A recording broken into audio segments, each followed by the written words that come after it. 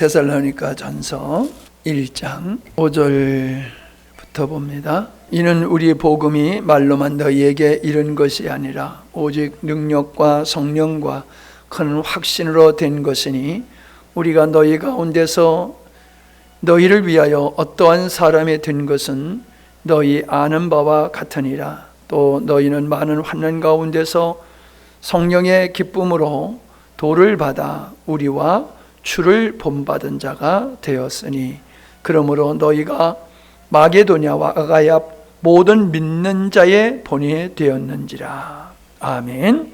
오늘 새롭게 전하기보다는 지난주에 갈망에 대한 말씀과 또 우리 마다가스카르 그 형제들을 섬기는 일을 통해서 어떠한 은혜를 우리가 또 입었고 나누었고 어떤 비전을 우리가 새롭게 갖게 되는가 하는 시간을 좀 가져보려고 합니다. 뭐 내가 좀 전하는 것도 괜찮겠지만은 그 우리 민들레 공동체의 대표이신 그 분하고 또 사모님하고 은혜를 입으시고 이제 그 손님들도 은혜를 입으셨는데 나보다는 우리 김 집사님이 친밀하게 그분들하고 교제하기 때문에 그분들이 받은 감동을 좀 대신 전하는 시간을 짧게 갖고 또 제가 말씀을 전하도록 하겠습니다.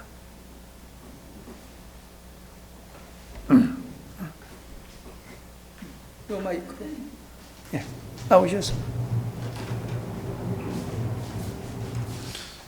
네. 예배를 좀 일찍 왔더만 목사님께서 준비하러 가셔가지고 급하게 좀 몇 자 적었습니다. 아프리카 마다가스 청년들이 지금 3달 동안 민들레 생활하면서 오전에는 교육, 오후에는 같이 노동을 하고 지금 지내고 있습니다. 오전 교육에는 그 농사, 뭐 건축, 교육, 의료 여러 강사들이 직접 와서 강의를 합니다. 그리고 뭐 때로는 장소를 바꿔가면서 직접 가서 듣고 오기도 합니다. 그리고 주일날 몇몇 도시교회를 가서 예배를 들었다고 하더라고요. 아마 시골교회는 이번이 저희 교회가 처음인 것 같습니다. 왜 그러냐면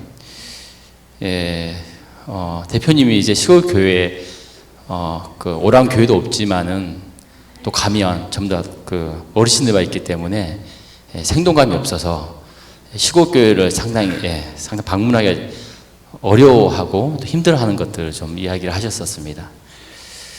근데 그리고 또 그래서 부산하고 그 진주의 교회 한 세 군데 정도를 가서 예배를 드리고 온 걸로 알고 있습니다.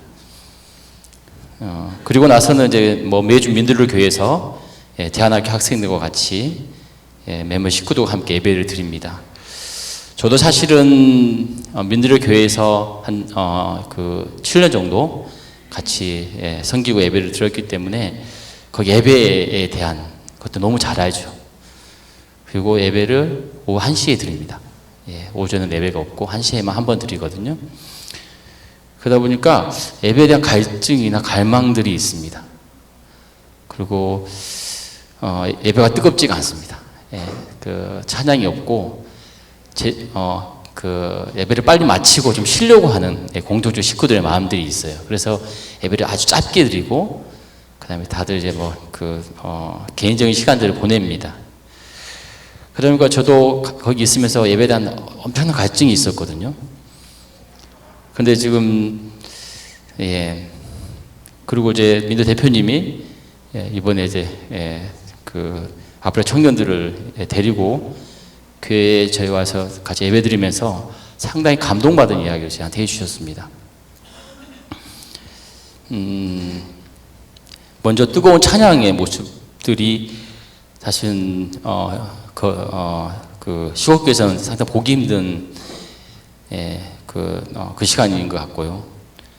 그리고 그 자연 속에서 드리는 예배에 대한 것도 상당히 이야기하셨고, 그리고 어린애부터 어른들까지 정말 다양하게 있는 교회 모습을 보고 특히 민들의 공동체 사모님이 상당히 놀랍고 감사한 시간이었다고 말씀을 하셨습니다. 그리고 저녁 시간에는 성도들의 헌신으로 준비해 주신 저녁밥에 대한 감동 말씀을 꼭 전달해 주시라고 말씀하셨습니다. 왜냐하면 예배 후에 다들 피곤할 건데 여러 식구들이 아주 기쁜 마음으로 웃고 섬기는 모습에 적잖은 감동을 하신 것 같습니다. 왜냐하면 지금 민들 공동체는 그 식구들이 돌아가면서 식사를 준비하거든요. 그래서 식사 준비가 상당히 어렵고 부담스러워 하시더라고요. 그리고 특히 그 손님들이 많이 올 때는 엄청 힘들어 합니다. 왜냐하면, 힘들어 할 수밖에 없는 것 같긴 합니다, 거기가. 근데, 자기 식구들 같지 않게 이렇게 오는 손님들이 그렇게 기쁘게 하면서 함께 맞이하는 모습에 상당히 기뻐하셨습니다. 저는 이제 같이 살지 않지만, 그 민들 공동체처럼 같이 살지는 않지만 서로 섬기고 헌신하는 마음으로 하는 저희 교회 공동체, 정말 귀한 공동체라는 생각을 이번에 깨닫게 됐습니다. 그리고 저희 기도 제목은요, 사실 내년부터는 이제 아프리카 청년들뿐만 아니라 한국인들 그리고 아시아인까지 그 상반기 하반기 2번 3달 동안 방문해서 한국을 배우는 그런 시간들이 있습니다. 계속될 것 같습니다. 저희 회사는 이제 건축을 맡아서 하기로 했고요. 저희 교회는 정말 말씀으로 섬길 수 있는 정말 좋은 기회가 됐으면 좋겠다는 생각이 듭니다. 정말 농촌교회 좋은 모델을 우리나라와 전 세계에 알리는 귀한 기회가 됐으면 좋겠습니다. 네, 그런 마음입니다. 정말 고생하셨고 감사합니다.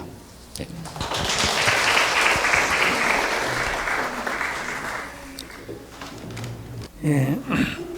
이 귀한 열매를 맺는 일에 우리 김 집사님이 고리 역할을 좀 잘 하셨던 것 같아요. 그래서 참 감사하다는 생각이 듭니다.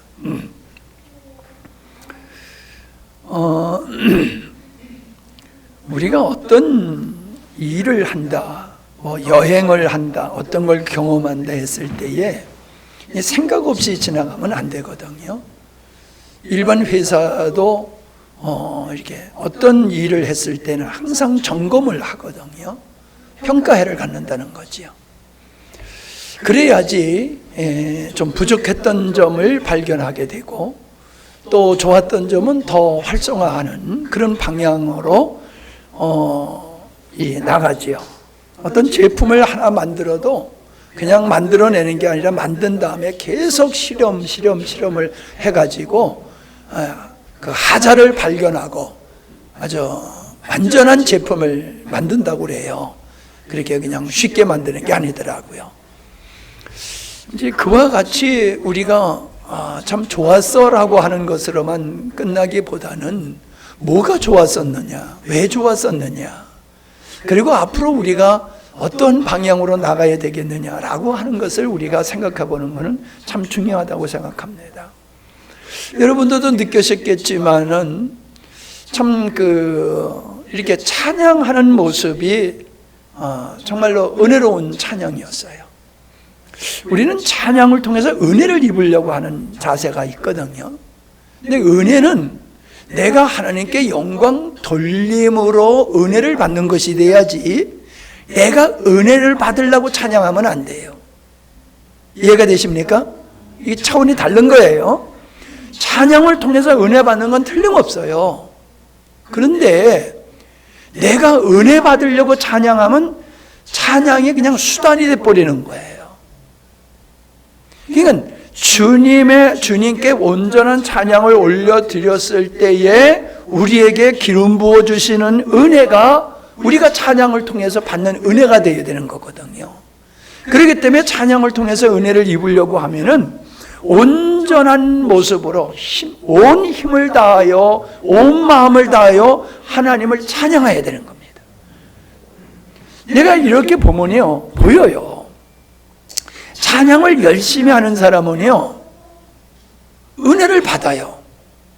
근데 찬양을 열심히 안 하는 사람은 은혜를 못 받아요. 물론 속으로 은혜를 받았는지 모르겠지만 내가 이렇게 받았을 이렇게 볼 때에 은혜 받는 것 같지 않아요. 이렇게 얼굴 모습에서 은혜 받은 표정이 안 보여요. 덤덤해요. 덤덤해.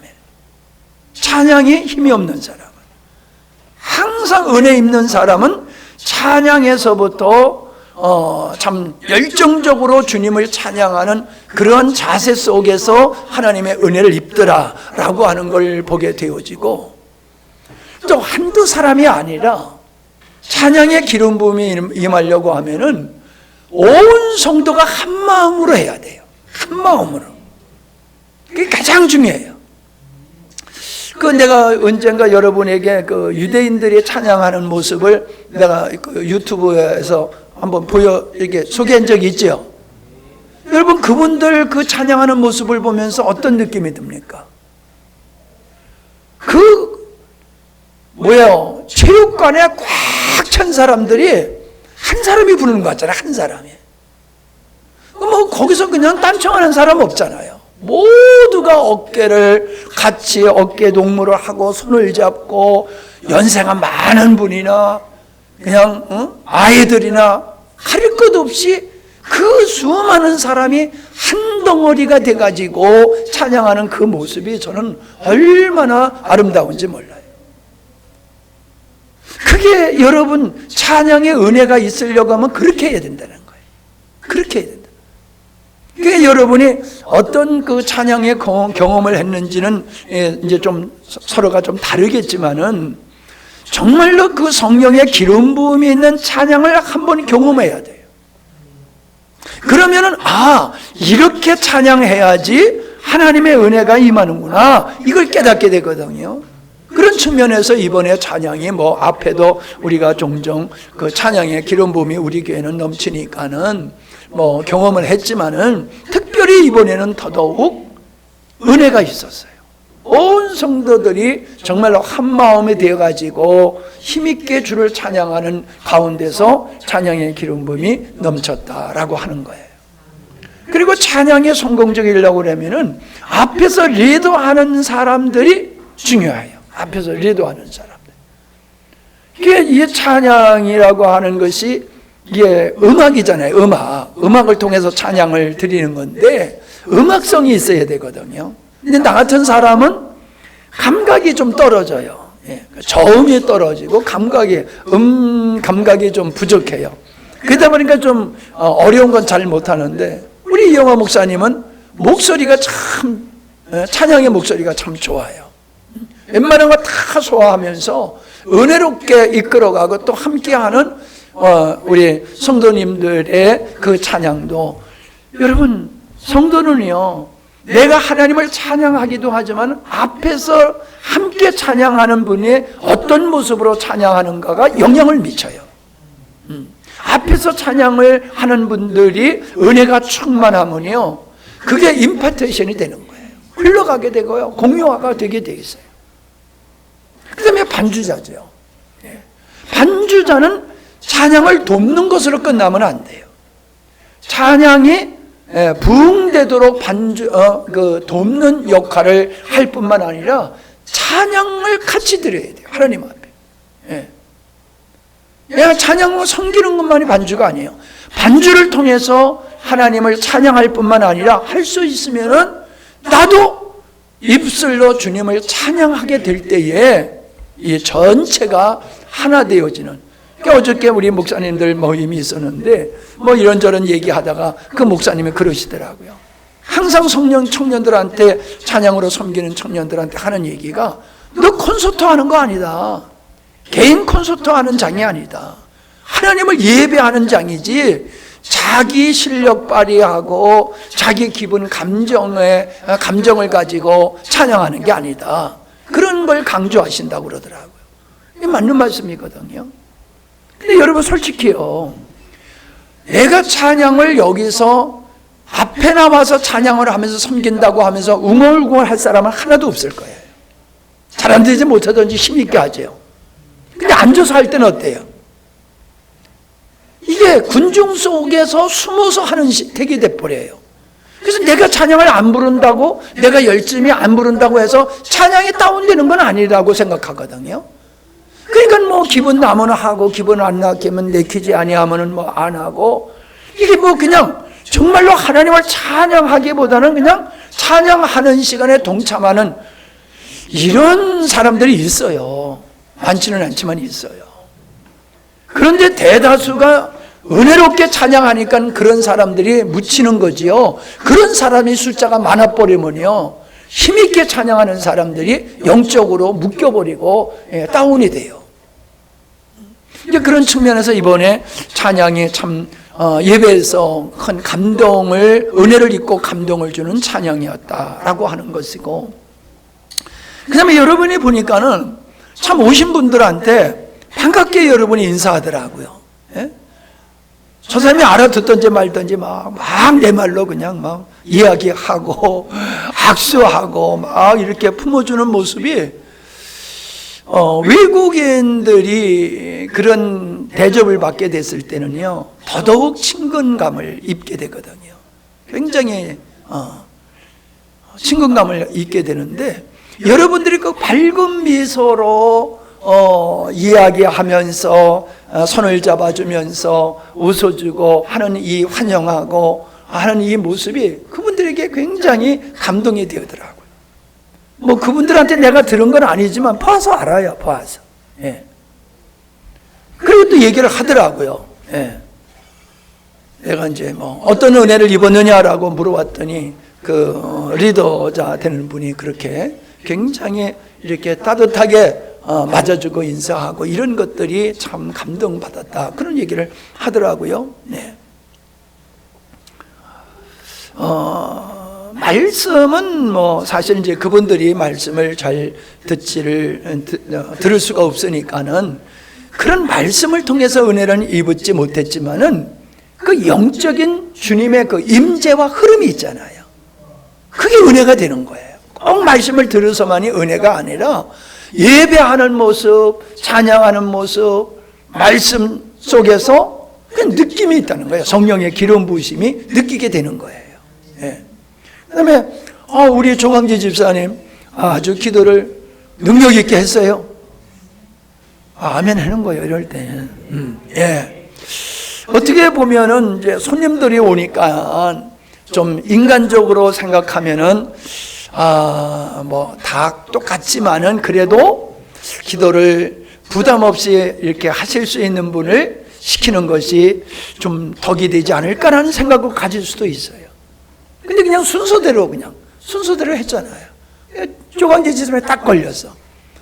예. 많이 기도했죠. 준비하고.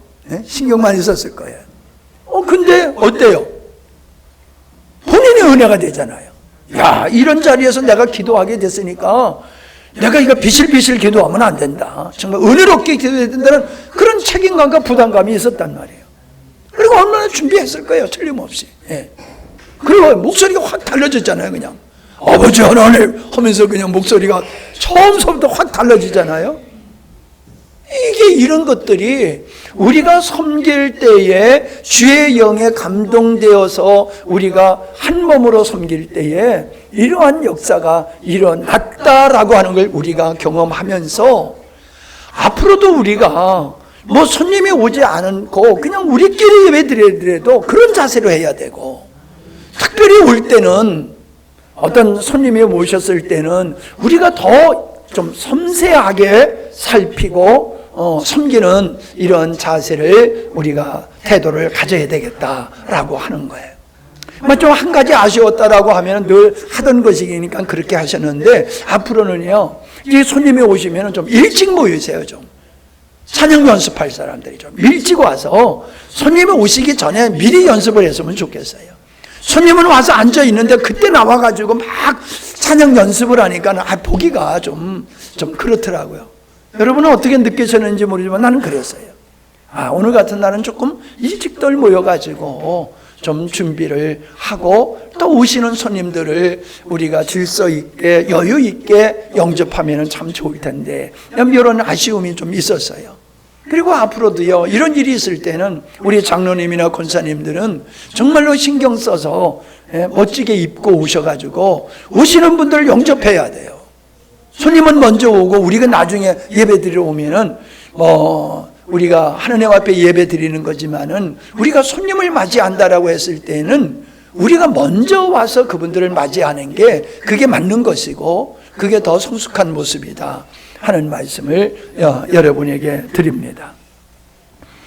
정말 저녁 식사를 사랑으로 여러분이 우리 자매님들하고 집사님들이 섬겨주셨어요.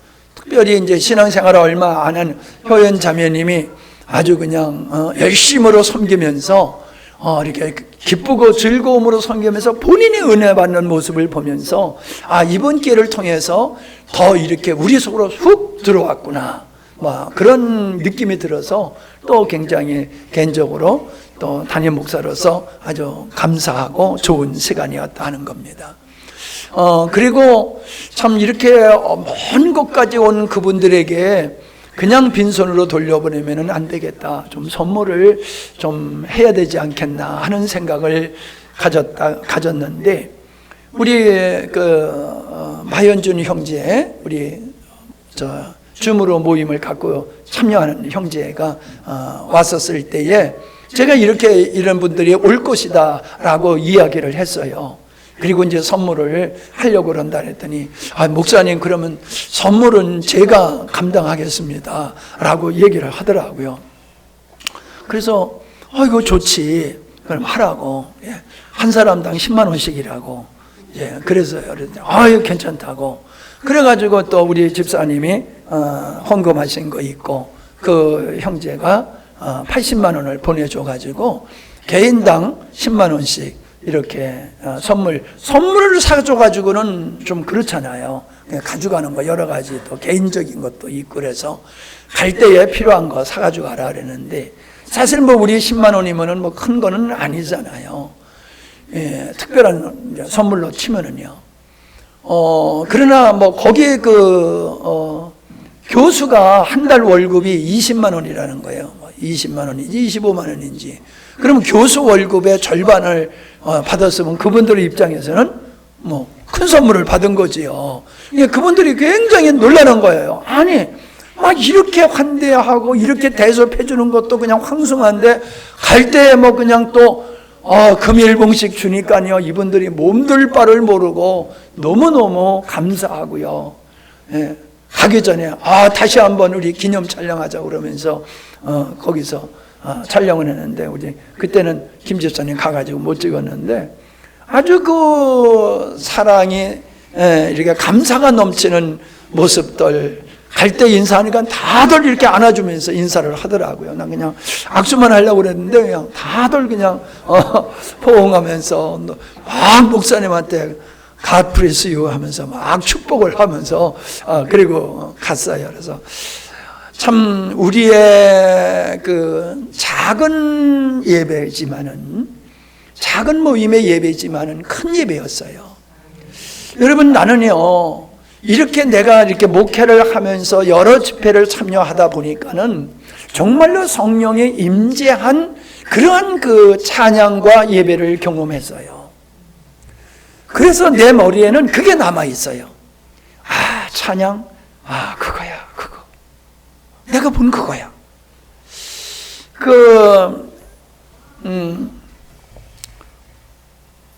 지저스 팜이라고 그러나?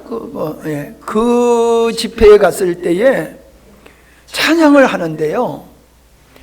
이 찬송가를 가지고 이렇게 가져가는 게 곡이 없어요. 곡이 없어요. 가사도 없어요. 그냥 아로 하는 거예요. 그냥 아로 하는데요. 특별히 인도하는 사람도 없어요. 이렇게 성령이 충만한 상태에서 한 사람이 아로 그냥 노래를 만들어서 하는 거예요. 그러면 거기 앉았던 사람들이 다 그 리듬에 이게 희한하게 리듬에 이게 파도 타는 것 같이요. 이게 되더라고요. 노래가 찬양이 되더라고요. 참 신기했어요.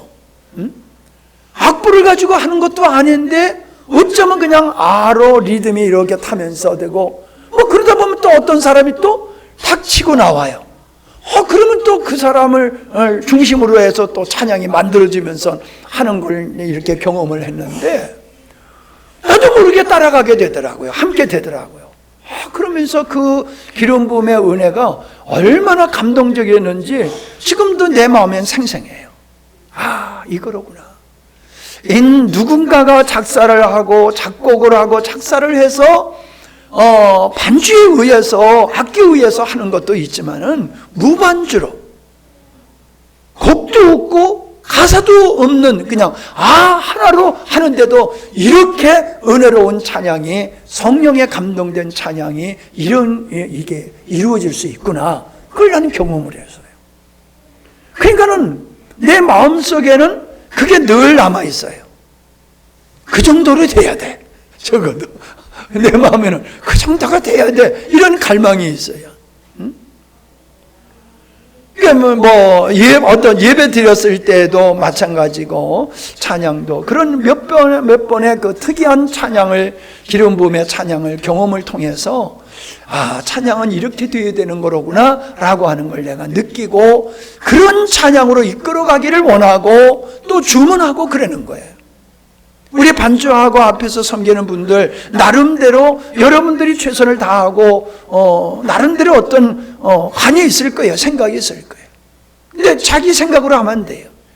목사님이 경험한 그 신령한 그 찬양을 여러분이 보지 못해서 함께 만들어 나가기는 어렵지만은, 목사님이 추구하는 그런 성령의 기름 부음의 찬양을 위해서 목사님이 요구하는 대로 이렇게 힘써 따라가야지, 나는 내대로 하겠다, 뭐 그런 건 아니지만은 자기의 어떤 개성을 가지고 하면은 안 돼요.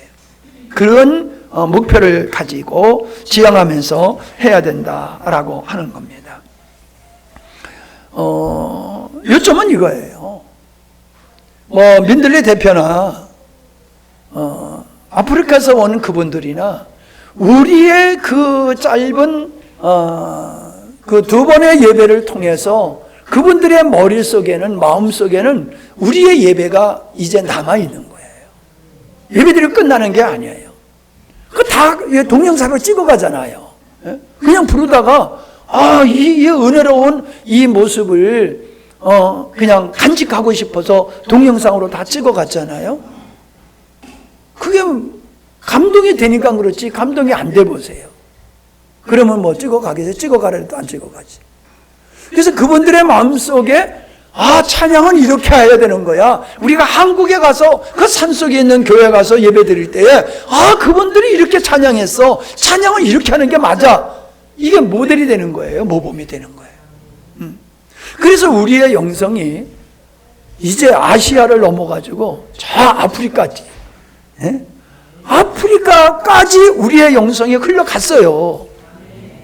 흘러간 겁니다, 여러분. 그냥 한 번 예배로 끝난 게 아니에요.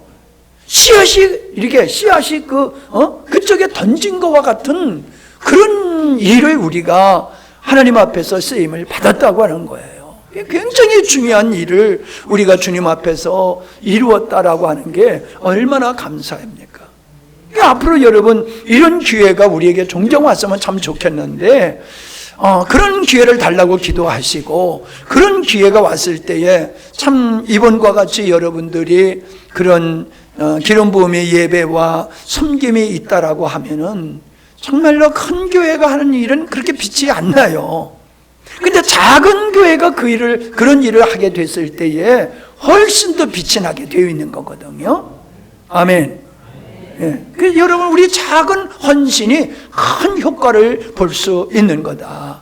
사실 민들레 대표 그 양반이 서울대에서 박사학위를 받은 분이라고 그래요. 그러면 서울대 출신이면은 능력 있고, 그 박사 거기서 받았다고 하면 실력 있는 분이잖아요. 통역도 잘 하잖아요. 그분도 이게 조금 높은 분이에요. 이게 좀, 이게 높아, 이게. 교만한 건 아니에요. 왜? 근데 그분이 자기가 살아오고 만나고 이런 그 여러 가지 일들을 통해서 수준이 있는 분이에요, 그분이. 이게 수준이 있다 보니까요, 웬만해 가지고는 감동을 받을 수 없는 분이에요. 수준 있는 걸 경험했기 때문에 내가 그걸 느꼈어요. 그런데 이번에 와장창 이분이 인식이 이렇게 바뀌어지는 그런 걸 내가 느낄 수가 있었어요. 이분이 그 두 분이 참 시골에 있는 교회가 어떻게 이런 교회를 이룰 수 있고 또 이런 참 은혜로운 찬양과 예배를 드릴 수 있나. 그거에 그분이 큰 교회에서도 제대로 맛보지 못한 거를 작은 교회에서 봄으로 말미암아 굉장히 그분이 도전을 받으셨다라고 하는 걸 우리가 알 수 있거든요. 어제도 목사님들하고 만나서 교제하면서 참 큰 교회의 문제를 우리가 좀 얘기를 했어요. 여러 가지 얘기를 했지만 내가 경험한 얘기를 한 게 있어요. 그게 뭐냐면 우리나라에서 정말 대표적으로 건강한 교회예요. 대표적인 건강한 교회인데 그 교회에서 7년 동안 부교육자 생활했던 분이 이렇게 만나서 교제를 하는데 그분이 지금 목회를 안 해요. 부교육자 생활했던 분이. 근데 그분이 그런 얘기예요. 그 교회에서 다 줄이 있다는 거예요. 줄이. 목사님 줄, 장로님 줄, 누구 줄. 그래서 어떤 줄을 타느냐에 달려서 달라진다는 거예요. 미래가. 난 그 얘기 들으면서요. 진짜 쇼크받고 난 넘어질 뻔했어요.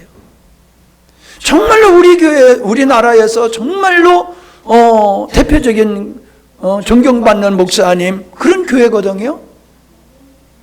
근데 그 교회에 그런 게 있다는 거예요. 라인이 있다는 거예요. 참 그래서 내가 마음을 아파하면서 그 대표님이 민들레 대표님이 이렇게 교제할 때 그러더라고. 참 교회가 조직이 잘 돼 있다고. 우리 교회가 조직이 잘 돼 있어요? 우리 정 집사님 웃는 그 모습을 보니까는 무슨 메시지인지 알겠어. 우리 교회 같이 조직 있는 교회가 없잖아요. 회의를 합니까? 어떤 일을 할 때에 조직을 해가지고 그렇게 움직이면 없잖아요. 그냥 주먹구르기식으로 하잖아요.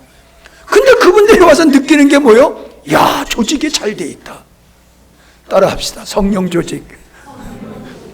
성령에 의해서 그냥 주님이 은혜 주시는 대로 하니까 우리 인간이 조직을 하고 계획을 세우고 하는 것 같이 그냥 그거는 더 잘 되는 거지요.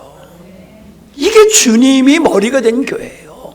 조직하는 게 잘못됐다는 게 아니에요. 못하는 내가 문제지. 조직했다는 게 잘못됐다는 건 아니고 안 하는 게 더 좋다는 얘기가 아니에요. 조직을 하고 그렇게 하면 더 좋지요. 근데 내가 그냥 그런 재능이 없어가지고 안 한단 말이에요.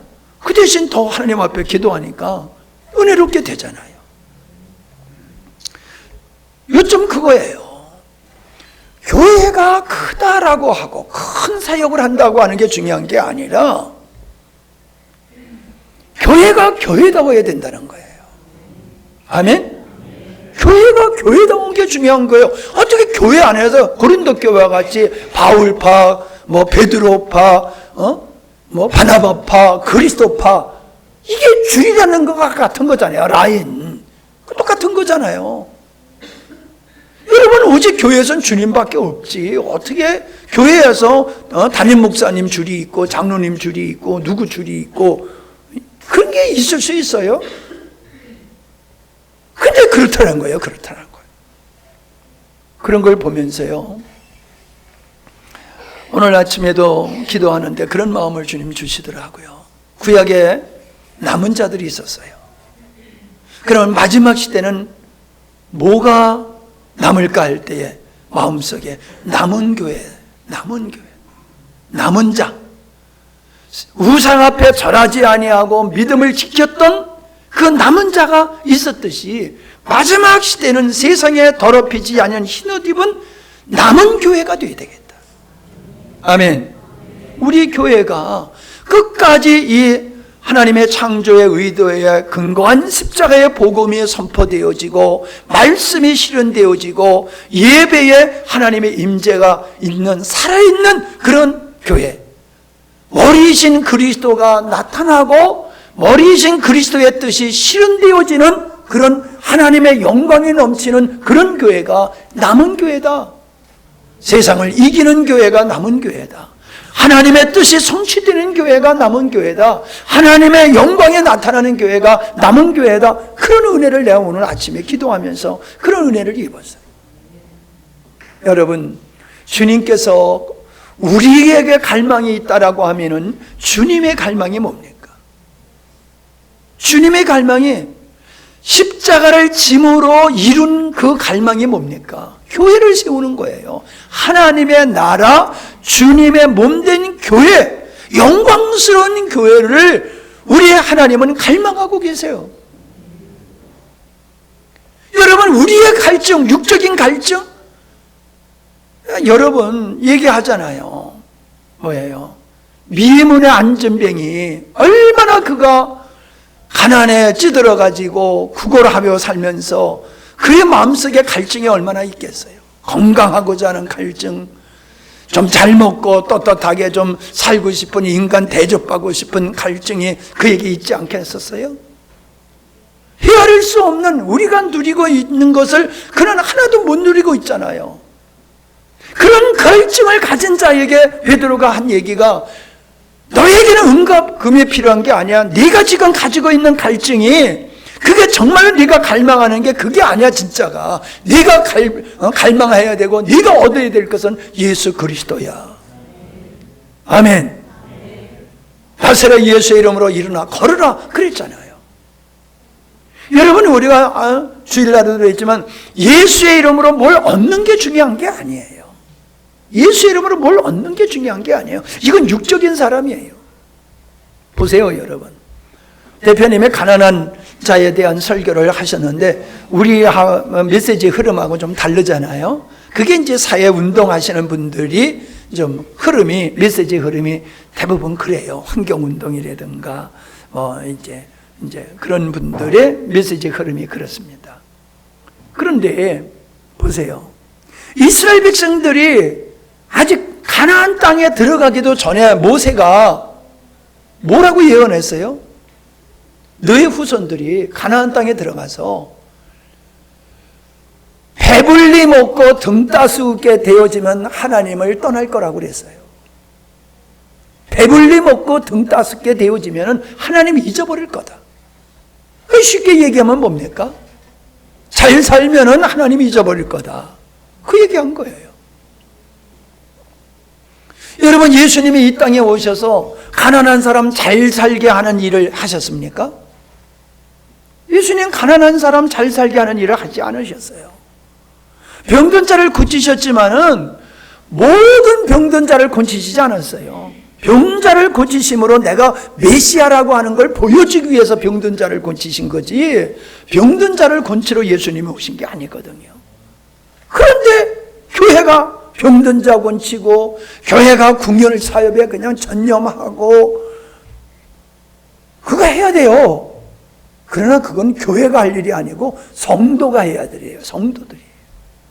아멘. 성도들이 할 일이지, 교회는 복음을 전해서 영혼들이 구원받고 하나님의 자녀가 되는 일, 그래서 근본적인 문제를 해결할 수 있는 근본의 문제, 예수가 들어가니까 안전병이 일어나잖아요. 예수 없는 사람이 방황하다가 예수가 들어가니까는 인생이 치유가 되고 방황이 끝나고 변화되는 이 놀라운 역사가 일어나는 게 잘 살게 해줘서 되는 게 아니란 말이에요. 집 줘줘서 되는 것도 아니고 빵 줘서 되는 게 아니란 말이에요. 예수를 주니까 예수님으로 말미암아 그런 역사가 일어난 거잖아요. 할렐루야. 교회가 그 일을 해야 되는 거예요. 가난한 자를 부욕해 하는 게 그게 교회가 할 일이 아니에요. 물론 하나님은 고아와 가부를 도와주라 라고 하셨어요. 왜 주님께서는 성경에서 그 가난한 자를 이렇게 가까이 하시는 모습을 보이냐면은 주님이 그랬잖아요. 힘없고 나약하고 보잘것없는 사람을 제자로 선택하셨잖아요. 왜요? 그런 사람이 겸손한 거예요. 그런 사람이 겸손해요. 왜? 의지할 것이 없으니까. 우리가 정말 그 가난 속에서 살았을 때에 얼마나 우리 엄마 아빠들이 기도했는지 몰라요. 가난 속에서. 지금은 뭐 아프면 병원에 가지만 그때는 병원에 갈 곳도 없고 갈 병원도 없고 갈 돈도 없고 그랬잖아요. 그냥 병 걸리면 죽는 거예요. 그러니까 아프면 하나님 앞에 살려달라고 고쳐달라고 기도하면서 치유를 받고 그랬어요. 그거 해야 되는 건 맞아요. 근데 이스라엘 백성들이 배불르고 등 따서 오니까 하나님을 떠났다는 건 뭐예요? 물질을 추구하는 신앙을 가졌다는 거예요. 그거 상관없이 하나님을 예배하는 신앙이 아니라 하나님을 믿음으로 말미암아 가난을 대치하고 질병을 대치하고 사람이 정말로 좀 여유 있게 살고자 하는 그런 마음으로 기도하는 건 문제가 아니지만은 신앙의 목표를 거기다 두고 했다는 거지요. 그러니까 그게 성취되니까는 떠난 거예요. 그게 성취되니까는 지금도 떠나잖아요. 자기가 원하는 게 완성되면은 교회를 떠나잖아요. 성경에서 가난한 자라고 하는 것은 겸손한 자, 좀 멸시받는 자, 하나님은 그들을 긍휼히 여기시고 그렇게 겸손하게 주의 은혜를 사모하는 자를 하나님께서 품으시고 은혜를 주시는 것이거든요. 성경의 위대한 사람들은 다 부자예요. 거부예요. 아브라함의 400명을 에서가 400명의 사병을 거느렸고 그 할아버지 아브라함도 연합군을 대적해서 혼자 사병을 데리고 나가 싸워서 이겼잖아요. 여러분 400명의 용사라고 하면 그 사람의 가족까지 하면은 적어도 옛날에야 뭐 한두 명 낳겠어요? 옛날에 얼마나 많이 낳았어요? 그게 3명만 쳐보세요. 그럼 몇 명이에요? 1000명이 넘잖아요. 1000명이 넘는 한 3000명, 뭐 적어도 한 3000명은 될 것 같아요, 내 생각에. 그 사람들을 먹여 살리는 거부가 아브라함이었단 말이에요. 하나님의 사람들은 부자로 살았어요. 가난하게 안 살았어요. 그러나 그 돈에 마음을 뺏기지 않았다는 거예요. 돈이 없으면서도 마음을 돈에 뺏기는 사람이 있고 돈이 많아도 전혀 돈에 마음을 뺏기지 않는 사람이 있어요. 성에서 부자가 천국 가기 어렵다라고 하는 것은 마음을 돈에 빼앗긴 사람을 가리키는 것이지 돈을 많이 가지고 있는 사람 천국 가기 어렵다는 얘기가 아니에요. 가난하면서 그냥 오직 잘 먹고 잘 살고 싶은 이 일념으로 산다고 하면 그 사람은 부자예요. 많은 재물을 가지고 있어도 그 재물을 내 것이라 여기지 아니하고 재물을 통해서 하나님의 뜻을 이루려고 하는 사람은 가난한 사람이에요. 하나님의 의를 이룰 수 있는 사람이다 라고 하는 것입니다. 아멘. 이 고린도전서 14장을 한번 보십시오. 고린도전서 14장 1절에 보면은 사랑을 따라 구하라, 신령한 것을 사모하되 특별히 예언을 하려고 하라 그랬어요. 사랑을 따라 구하라. 여러분, 사랑을 따라 구하는 건 탐욕적이지 않아요. 탐욕은 나 중심이지요. 탐욕은 다른 사람 위주가 아니에요. 자기 중심이에요. 이게 사랑을 따라 구한다는 것은 이건 탐욕으로 구하는 게 아니에요. 신령한 것을 사모하라요. 성도의 갈증이 어디 있어야 되느냐? 땅의 것, 자기를 위한 것으로 갈증을 가지고 살면 안 된다는 것이지요. 사랑을 따라 다른 사람을 위해서 갈증을 가지라는 거예요. 내가 공부해서 많은 사람을 섬기고 공부해서 남주자, 내가 좀 돈을 벌어서 정말로 내가 하나님의 사랑을 실천하는 일에 내가 마음껏 좀 쓰고 싶다, 그런 마음으로 하는 게 그게 사랑을 따라 구하는 거고, 그게 신령한 것을 구하는 거예요. 여러분, 은사를 주십시오, 믿음을 주십시오, 이건 신령한 거고, 돈 좀 주십시오, 이건 속된 것이에요? 아니에요. 신령한 은사도 나를 위해서 구하면은요, 그거는 신령한 게 못 돼요. 그러나 건강을 구하고 재물을 구해도 나를 위해서 구하는 게 아니라 사랑으로 구하게 되어지면 그게 신령한 것인 줄로 믿습니다. 신령한 것을 구해야 돼요. 신령한 것을 사모하되 특별히 예언을 하려고 하라. 예언이라는 것은 하나님의 말씀, 주께 받은 하나님의 말씀을 전하는 게 그게 예언이에요. 하나님이 내게 주신 말씀 전하는 거. 근데 지금 내가 예언하고 있는 거예요, 여러분. 여러분이 누군가 섬기면 여러분이 그분에게 예언하고 있는 거예요. 특별히 예언하려고 하라. 자, 그러니까 예언은 특별한 거죠. 다른 은사보다도 하나님의 말씀을 전하는 것은 어떤 것보다도 우선이라는 거예요. 어떤 것보다도 우선이라는 거예요. 그러니까 교회에서 이 말씀은 예배 드릴 때에 말씀을 가장 소중히 여기는 게 뭐냐 하면 그게 예언의 말씀이기 때문에 그런 것이거든요.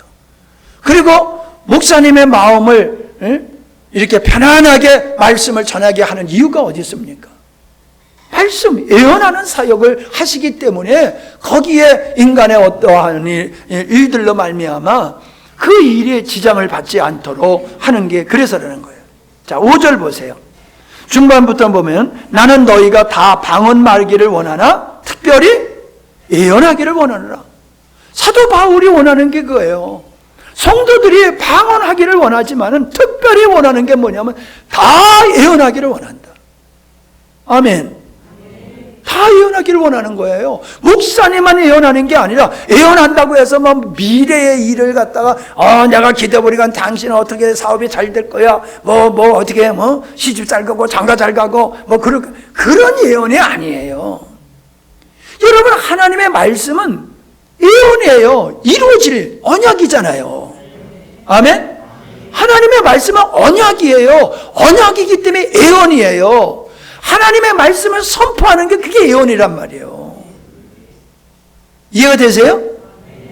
이거는 목사님만 전하는 게 아니란 말이에요. 모두가 예언하기를 원한다는 거예요. 모두가 복음을 전하는 자가 되기를 원한다는 거예요. 나는 말 주변도 없고 난 못해요. 그러면 하나님의 말씀에 역행하는 거예요.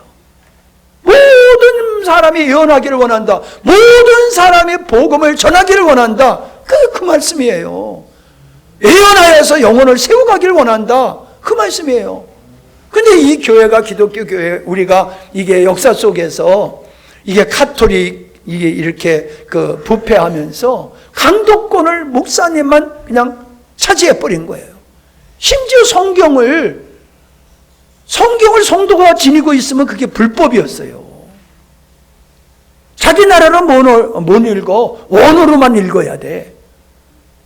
이게 특권의식, 사제들이 특권의식을 갖고 그 특권을 누리기 위해서 과거에 그랬던 거예요. 그래야 종교개혁 이후로 이게 무너졌잖아요. 만인 제사장인과 같이 모두가 예언하는 역할을 감당해야 될 줄 믿습니다. 능력 없으면 기도해야 돼요. 하나님, 나에게 말씀을 전할 수 있는 입술을 열어 주시옵소서, 지혜를 주시옵소서 기도해야지. 난 못해 하고 나가 자빠지면 안 된단 말이에요. 주님께서는 모든 사람이 특별히 예언하기를 하라고 그랬잖아요. 39절을 보세요. 끝으로 얘기하면서 뭘 얘기해요? 14장의 끝에서 예언하기를 사모하라. 사모하라는 거야. 사모하라는 거. 기도해야 돼요. 하나님, 내 입술을 통하여 하나님의 말씀이 선포되게 하옵소서. 3절로 돌아가 보세요. 3절로 돌아가면 그러나 예언하는 자는 사람에게 말하며 그랬어요.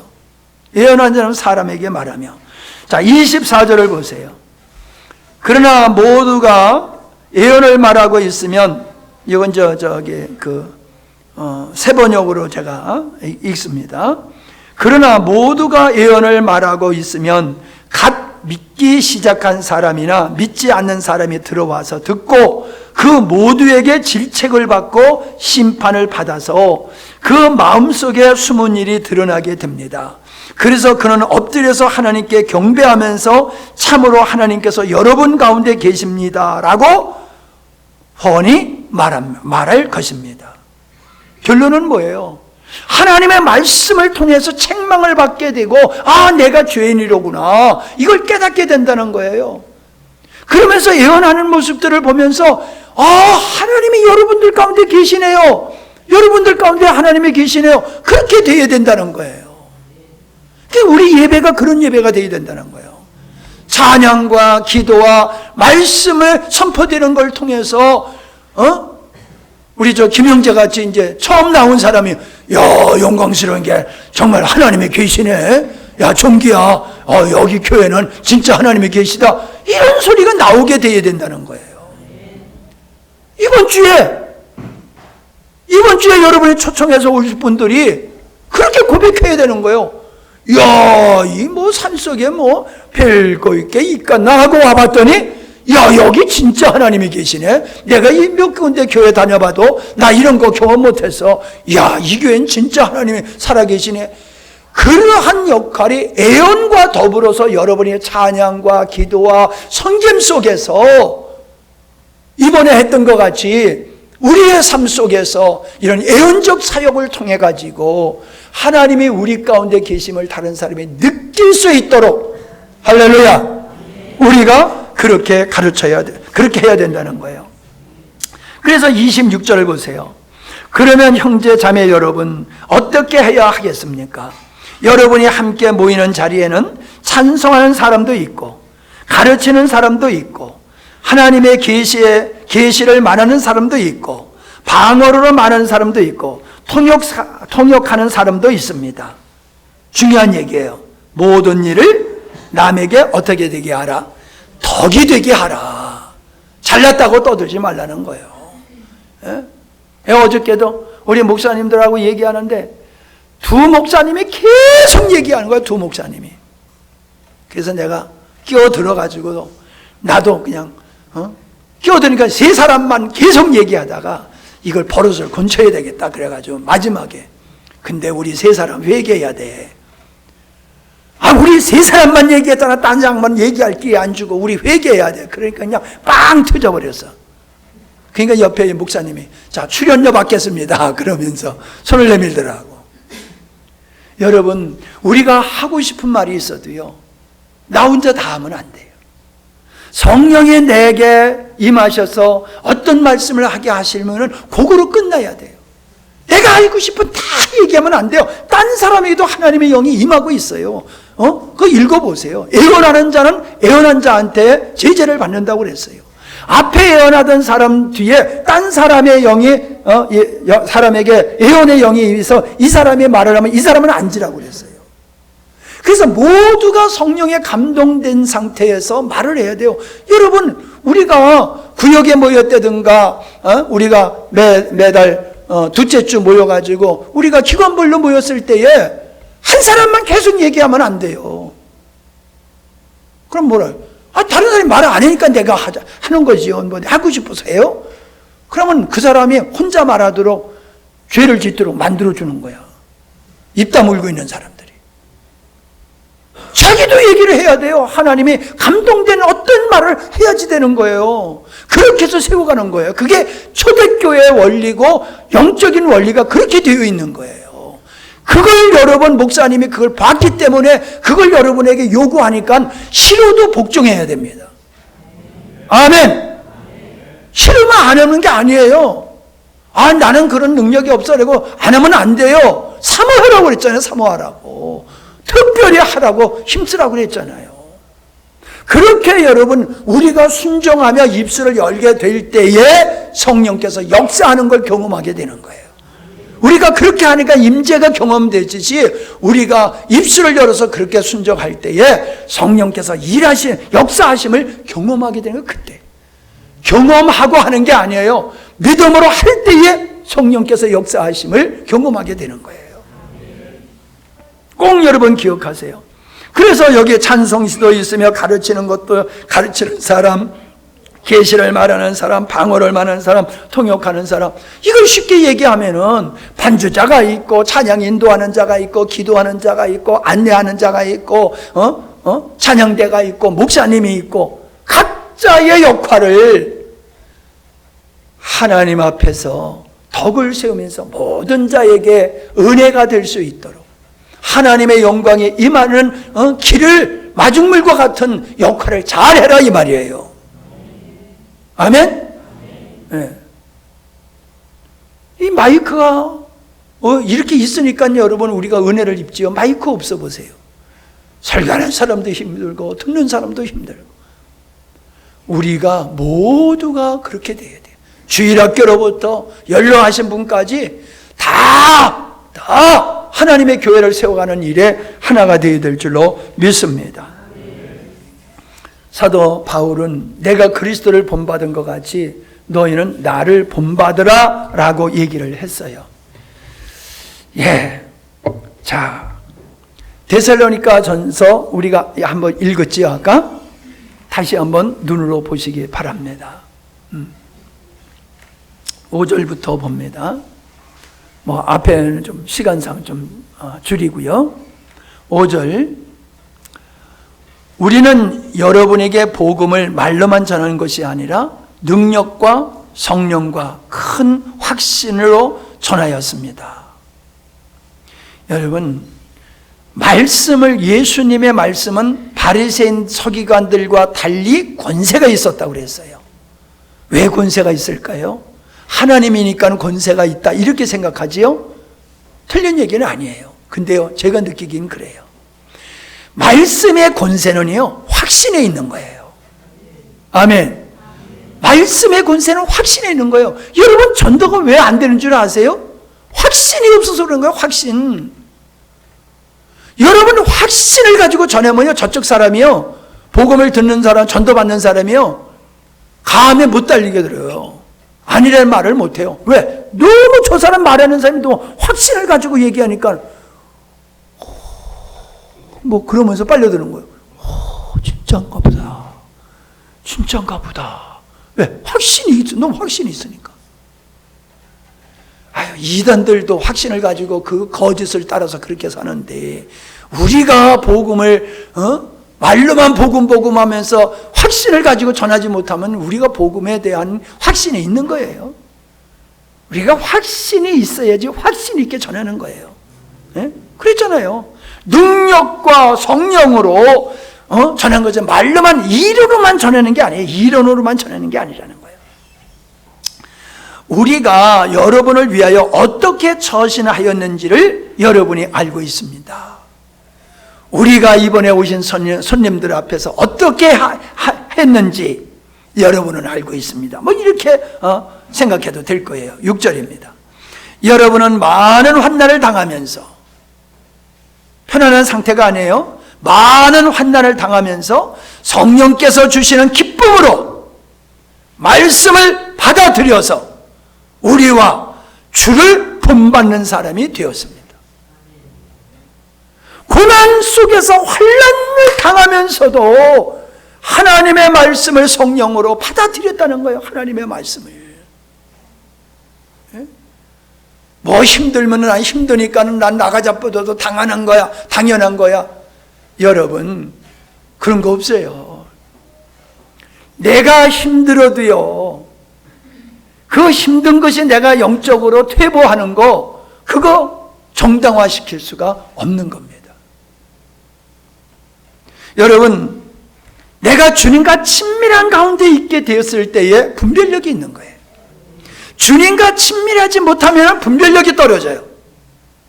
주님과 친밀하지 못한 상태에 있기 때문에 내가 잘못된 결정을 하기 때문에 잘못된 환경을 내가 만드는 거예요. 다시 말씀드리면 여러분이 여러 가지로 혹 어려움을 겪고 있다라고 하면은 그거는 주님과 가까운 상태에서 결단한 일의 결과가 아니에요. 주님과 먼 상태에서 결단한 결과가 지금 여러분에게 어려움을 주고 있는 거예요. 아멘. 분명히 말씀하고 있잖아요. 여러분은 많은 환난을 당하면서도 성령께서 주시는 기쁨으로 말씀을 받아들여서 우리와 주를 본받는 사람이 되었습니다. 한번 저를 쳐다보세요. 여러분, 정말로 여러분이 존경하는 사람이 인물이 누굽니까? 여러분이 인생을 살면서 존경하는 인물, 신앙생활을 하면서 내가 영적 멘토로 삼고 계시는 분이 누굽니까? 전 목사님들이 저한테 사모님은 저의 인생의 목회자의 멘토입니다, 그런 얘기를 내가 들을 때에 정말로 마음속에 뭐라 그럴까요? 기쁨보다는 송구하고 참 몸둘 바를 모르겠어요. 솔직히 그래요. 그러면서도 다행이다. 그래도 나를 신앙의 목회의 멘토자로 삼고 있는 목사님이 계시니 얼마나 고맙고 다행이냐 이 말이에요. 사모님 보고 100세까지 살라고 그러는 집사가 있어. 감동을 안 받네 여러분은. 그까짓 거 나는 110세까지 살라고 기도하고 있는데 그래서 감동을 안 받는지 모르겠네. 100세까지 살래. 그래서 아이고야 100세까지 어떻게 사냐, 힘들어서. 고맙잖아요. 왜? 내 신앙에, 내 인생에 멘토자로서 사모님을 생각을 하니까 당신이 오래 계셔야지 내가 인생을 바르게 살고 믿음의 생활을 바르게 살 수 있습니다. 그런 의미에서 100세까지 살라고 그러는 거지 뭐 꼭 100살 살라고 그러는 게 아니잖아요. 다시 질문합니다.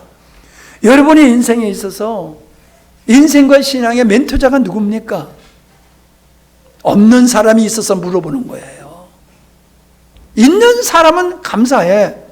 근데 없는 사람이 있어요. 인생에 신앙의 멘토자가 없어요. 그냥 자기 혼자 신앙생활, 내가 최고야, 내가 알아서 다 할 거야. 목사님 간섭하지 마세요. 장로님 간섭하지 마세요. 권사님 간섭하지 마세요. 내일은 내가 다 알아서 할 거예요. 멘토자가 없어. 이런 사람은요, 자기의 모습을 못 봐요. 자기의 모습은 자기가 못 봐요. 딴 사람이 내 모습을 보지.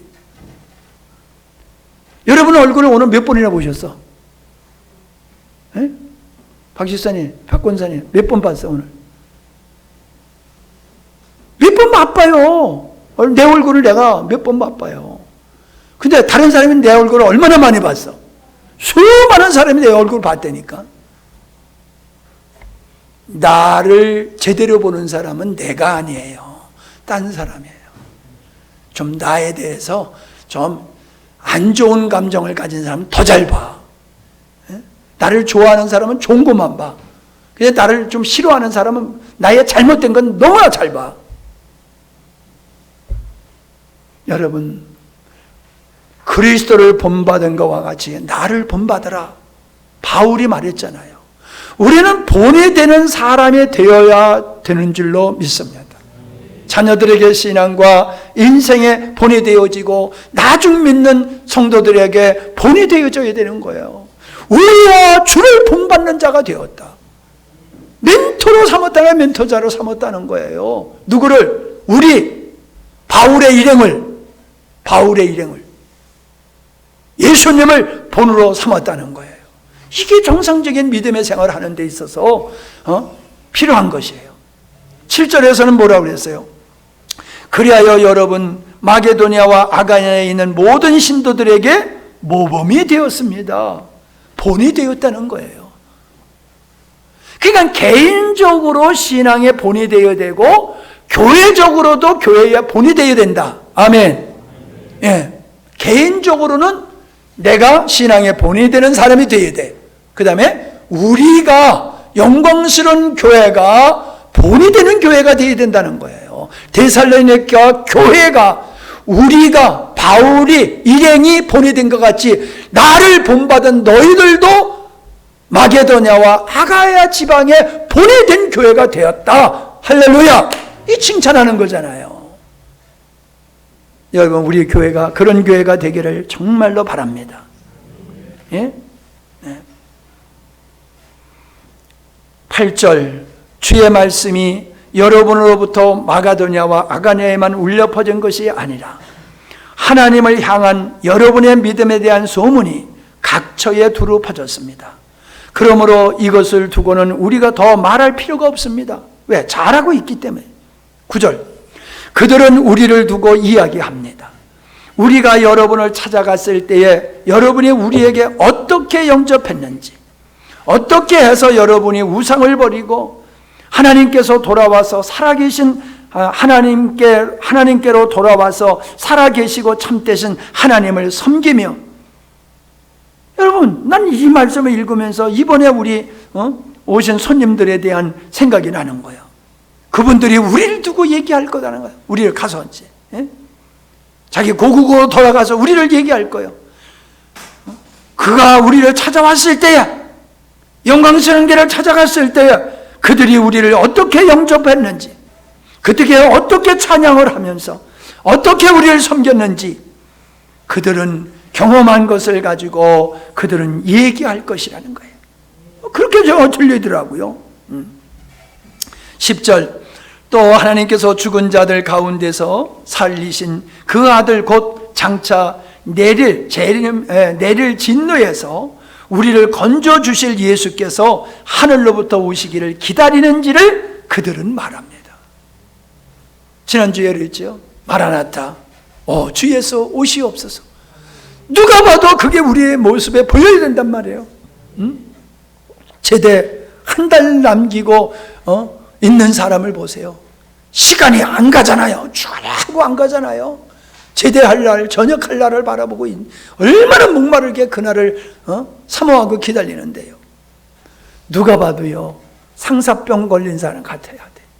예수님께 상사병, 예수님 오시기를 상사병 걸린 사람과 같이 그렇게 사모하는 것이 성도의 모습에서 보여야지요. 제가 기도하면서 깨달은 게 그예요.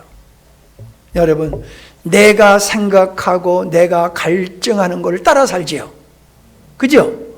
그럼 땅의 것을 추구하면서 사람은 결국 어디로 가요? 넓은 길로 가는 사람은 어디로 가요? 넓은 길로 가는 사람은 어디로 간다고 그랬어요? 마지막에 멸망이라고 그랬잖아요. 땅의 것을 추구하고 사는 거 당연하다고 생각하지 마세요.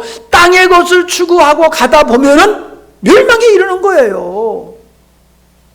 우리가 이 땅에서 주님을 사모하고 하나님이 원하는 교회를 사모하고 주의 뜻이 이루어지고 다시 오실 주님을 바라보면서 살다 보면은 영생이가 이르는 거예요. 천국 갈지 지옥 갈지 금방 나타나요. 기도하는 거 보면 나타나요. 뭘 구하고 있는지, 뭘 위해서 살고 있는지 보면 저 사람은 이쪽으로 가고 있네. 이 사람은 이쪽으로 가고 있구나. 금방 보여요. 여러분을 스스로 보세요. 여러분을.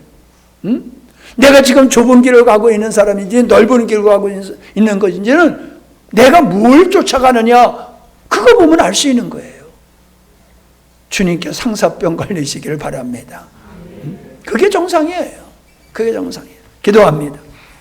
감사합니다, 하나님.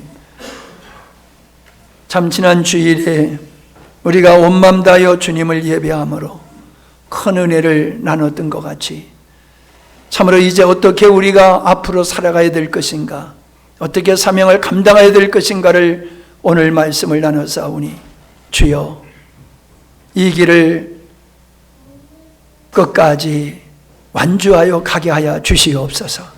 하나님의 의를 이루는 발걸음이 되게 해 주시옵소서. 개인적으로 본이 되고 교회적으로 본이 되는 영광스러운 교회가 되게 하여 주시옵소서.